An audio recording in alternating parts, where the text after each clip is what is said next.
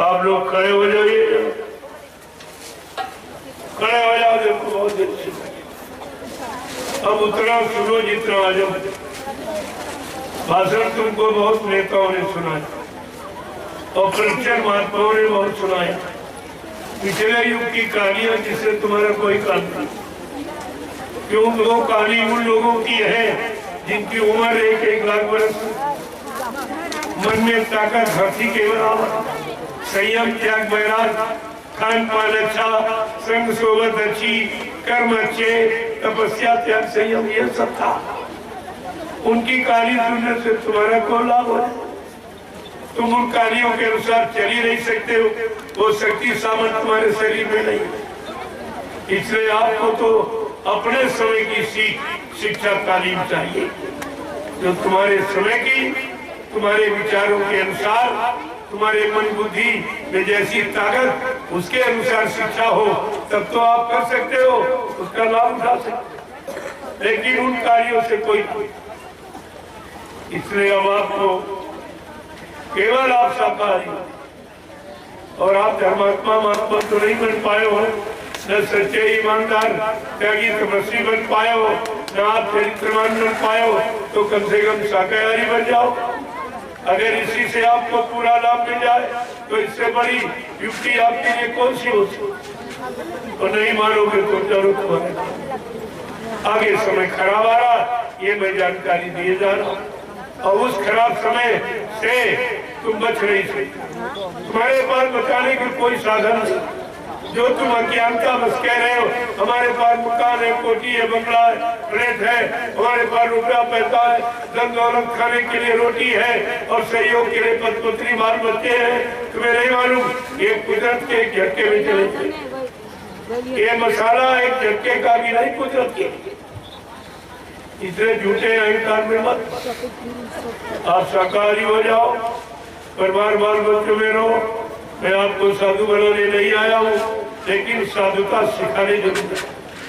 साधुता एक विचार, साधु बना नहीं जाता, साधुता धारण किया जाता। आप सच्चे ईमानदार अगर बन जाते, परिश्रमी, तो देश में किसी चीज की कमी नहीं थी।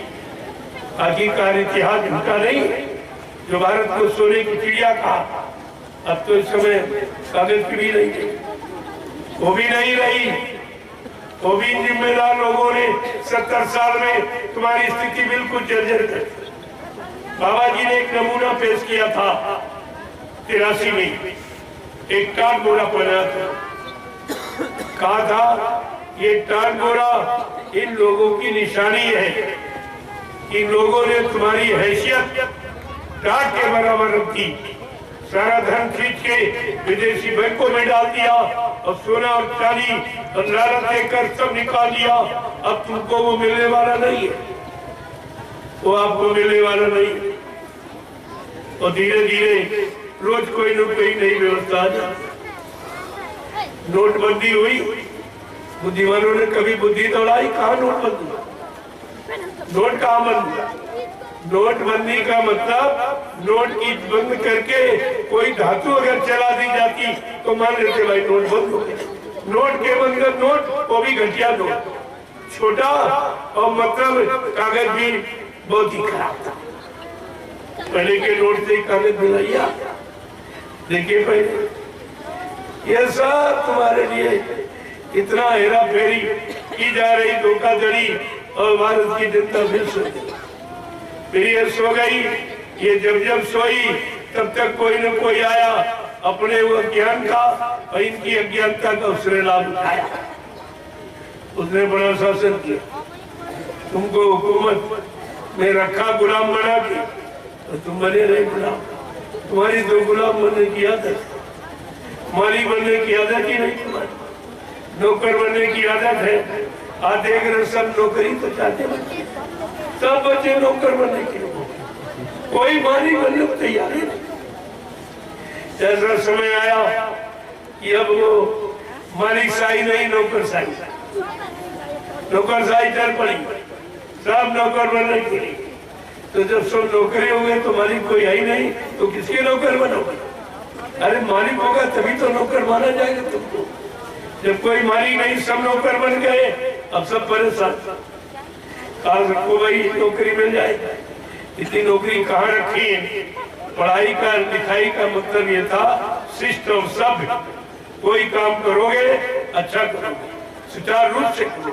पढ़ाई लिखाई का मतलब यह है नई तकनीकी लागू करके करोगे तो तुम अच्छा लाभ कमाओगे, इसलिए तुमको शिक्षित बनाया गया। शिक्षा का लक्ष्य नौकरी नहीं है, लेकिन सबके दिमाग में वही घुस गया। और यहाँ तक कि स्त्री पुरुष सब के अंदर इतनी नौकरी कहाँ से आएगी? कौन ले आएगा?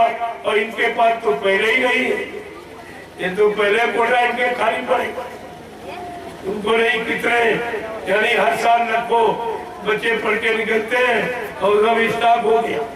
इतना स्टाफ हो गया, सन 79 से इन्होंने नौकरी देना बंद कर दिया। अब आप सोचो कितना बड़ा बैलेंस हो गया। इसको ये दे पाएंगे इसलिए तरह तरह के तरीके निकालते, ये परीक्षा, ये परीक्षा, ये परीक्षा, ये टेस्ट, ये टेस्ट, यानी किसी किसी को फेल ही हो जाओ, कहेंगे भाई तुमने इसके लायक। मतलब निकालने का तरीका, लेने का, भर्ती करने का, नौकरी देने का तरीका नहीं, उसे अलग करने का तरीका।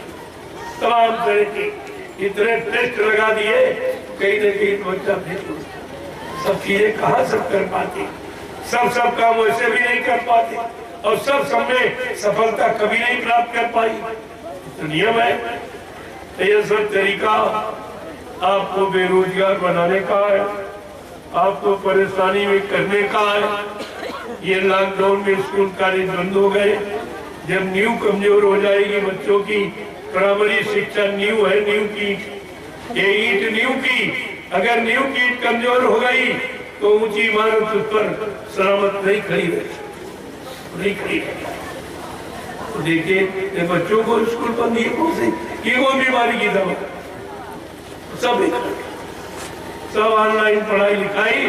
अब बच्चे वो मोबाइल में पढ़ाई लिखाई कम करते हैं और दुनिया की चीजें देखते हैं। बाप समझ रहा माँ बाप कि पढ़ाई कर रहा है, वो तो नहीं कुछ देखता, वो अपने मुताबिक सब खराब।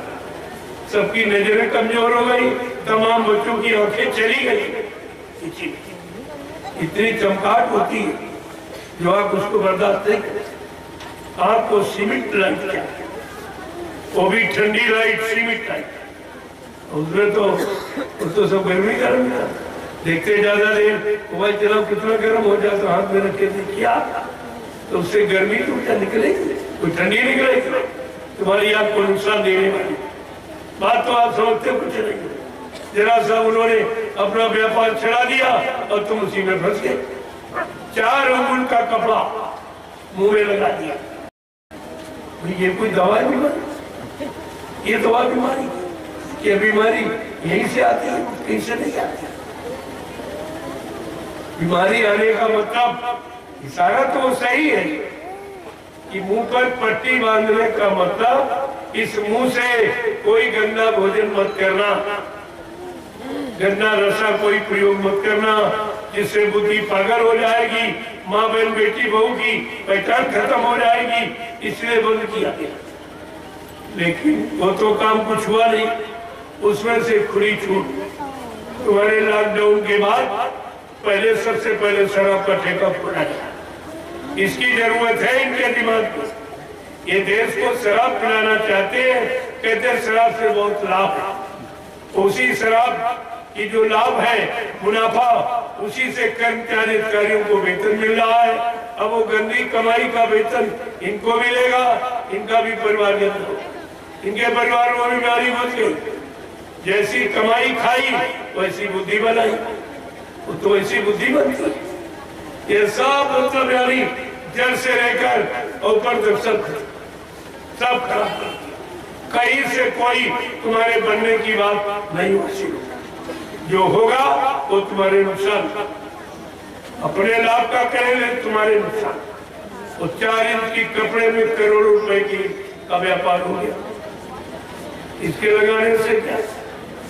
जब मैंने पहली बार आपके बिहार में लॉकडाउन के बाद अकबरपुर बक्सर में कार्यक्रम किया, इतने लाख प्रेमी उस मैदान जंगल में इकट्ठा। जब लोगों ने सुना कि बाबा जी कोई मास्क नहीं लगाते, न किसी को लगवाते, सब सुरक्षा यानी स्वास्थ्य विभाग के मंत्री सब दौड़ किया, आपने मास्क नहीं लगवाया। हमारे कोई मास्क खाते हैं तो मास्क लगाए, जो मास्क खाता हो मास्क लगाए। हमारे यहाँ कोई मांसा नहीं, न मैं लगाता हूँ न लगाने का आदेश देता हूँ। अब तुम अगर कहते हो अब तुम लाभ बता दीजिए, हमारी बता देंगे इससे क्या लाभ लगाने। लाभ केवल जो व्यापार हो रहा उसका लाभ है, और हम सबका नुकसान कि अगर नाक और मुंह अगर बंद कर दिया जाएगा तो स्वस्थ वायु आपको नहीं मिलेगी, तो स्वस्थ ऑक्सीजन नहीं मिलेगी, तो आपके फेफड़े कमजोर हो जाएंगे, एक बीमारी और पैदा हो जाएगी। नुकसान ये कुदरत ने खुला क्यों रखा कि स्वच्छ वायु और स्वच्छ ऑक्सीजन आती रहे, तो फेफड़े एकदम अस्वस्थ। इस पर भी है, तुमको हर तरीके से परेशान जब बीमार हो गए उनकी दवा भी कहेंगी, उसमें कमीशन, उसमें लाभ, उनको अपने लाभ के सिवा जनता के लाभ की कोई फिक्र नहीं, कोई तिलमात्र भी चिंता नहीं कि हमारी जनता कब क्या हो। पहले के राजा पुत्रवत प्रजा का पालन करते थे, अपने पुत्र से बढ़कर अपनी जनता को समझते थे, तब उस राजा का इतिहास का नाम।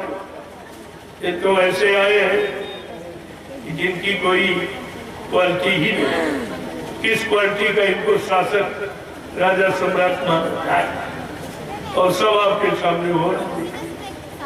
मैं कोई अपनी तरफ से नहीं कहता हूँ, मैं जो देख रहा हूँ वो बता रहा हूँ, और जो हो रहा उसको कह रहा हूँ, और जो हानि हो रही वो भी बता रहा हूँ, और जिससे लाभ होगा मैं वो भी बता रहा हूँ। मैं तो दोनों समाधान आपके साथ। जय गुरुदेव, जय गुरुदेव, जय गुरुदेव। नाम किसका, जय गुरुदेव। नाम किसका, प्रभु का प्यारा नाम। जोर से बोलो, आप दिन बोलो, बोलना होगा, अभी से बोलो, दुख दर्द हरेंगे, सब कष्ट मिटेंगे, शांति भी देंगे, सबके दाता, सबके मालिक। प्रेम से बोलो, ये नाम नहीं इंसान का, ये काम नहीं इंसान का। अब आपको ये ध्यान में रखना चाहिए, अब कोई काम तुम्हारा इंसानों के बस का नहीं। 70 साल की आजादी में नेताओं को आपने देखी, तो तुम्हारा काम हुआ, तुम्हारे भले हित का कोई काम कुछ नहीं। और महात्माओं का प्रचर सुन के देख ली, उससे भी कोई धर्म नहीं आया, कोई मानवता इंसानियत नहीं आई, कोई प्रेम प्यार मोहब्बत सेवा दया सदाचार परमात्मा की यादगार नहीं आई, किसी के मन मस्तिष्क में माँ बहन बेटी बहू की पहचान नहीं। ये धर्म की शिक्षा से ला, ये दोनों बेकार। इसीलिए जब दोनों झूठे हो गए, इनका कहा कुछ हुआ नहीं, आज की मुसीबत पर कोई आपके पास नहीं। मैं यही देख रहा हूँ भाई, इन्होंने दान दक्षिणा रुपया पैसा धोती रोटी लगोटी ली है, इन्होंने इनकी रोटी खाई है, इनको भी अपने कर्तव्य का पालन करना चाहिए कि भारत की जनता के लिए कुछ न कुछ व्यवस्था, अपनी पूजा का, अपनी भक्ति का, अपनी शक्ति का, अपनी साधना का कुछ न कुछ लाभ जनता को देना चाहिए। लेकिन कुछ नहीं इनके पास, ये खुद ही खाली, तुम्हें क्या दिया। और नेता भाषण करते रहे 70 साल, कोई काम आप नहीं, किसी तरह का कोई लाभ था, कोई मतलब आपके कल्याण को कोई काम हुआ ही नहीं। ये दोनों चुप हो गए। अब तुम्हारी परेशानी में कोई, कोरोना काल में कोई आया, तुम्हारे गांव कोई आया, जो चंदा नोट आने वालों कभी आया? कोई महात्मा जो भीख मांगते थे, धोती रोटी रोटी दान दक्षिणा आपसे लेते थे, उनमें से कोई आया? और 1 करोड़ महात्मा हिंदुस्तान, फिर ये क्या कर रहे हैं? ये कौन सा काम कर रहे हैं? कौन सी समाज, ये समाज में कौन से धर्म की, मनोधर्म की, मनोकर्म की स्थापना करने की नहीं चाहिए? उनको सोचना कोई नहीं आया। जब मैंने देखा कि फिर एक भारी मुसीबत आने वाली, तब मैं 88,000 ऋषियों की तपोभूमि नैमिषारण्य से ये जय गुरुदेव आध्यात्मिक जन जागरण शाकाहारी काफिला लेके मैं निकला। चलो लोगों को प्रसाद दूंगा, ये महाप्रसाद, इससे बीमारी परेशानी दुख तकलीफें चली जाएगी अगर ये शाकाहारी हो जाएंगे। तो ये एक ही शर्त है कि आप शाकाहारी हो जाओ, ये सारी मुसीबत बीमारी आपके प्रसाद से। और आज तक हिंदुस्तान में किसी ने प्रसाद नहीं बांटा, न पहले किसी ने, न आज न आगे कोई बात नहीं।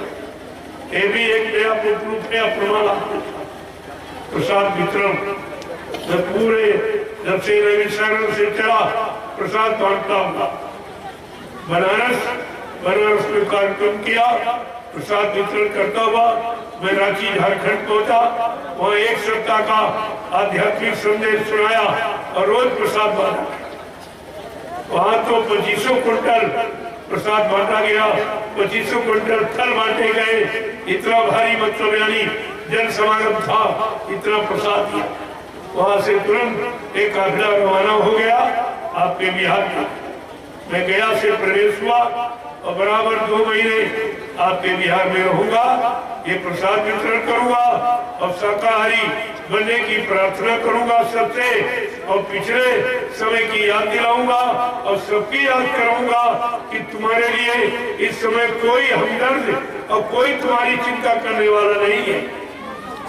अब आप सबसे हाथ जोड़ लीजिए, कोई काम नहीं, कोई तुम्हारे इस काम को करने वाला नहीं, क्योंकि बीमारी रोकने का किसी के पास कोई इंतजाम नहीं, क्योंकि ये कुदरत की नाराजगी है, ये कुदरत की तरफ से नाराजगी का प्रसाद है। बीमारी जो आपने उसको नाराज किया है, अभी उसने बीमारी भेज दी।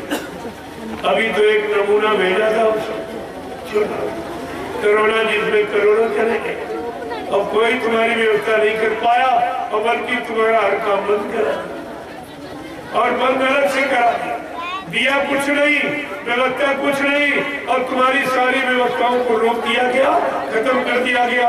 दुकान बंद हो, उनकी धंधे बंद कर दो, मकान बंद हो, यातायात बंद कर दो, विद्यालय कार्यालय न्यायालय बंद कर दो।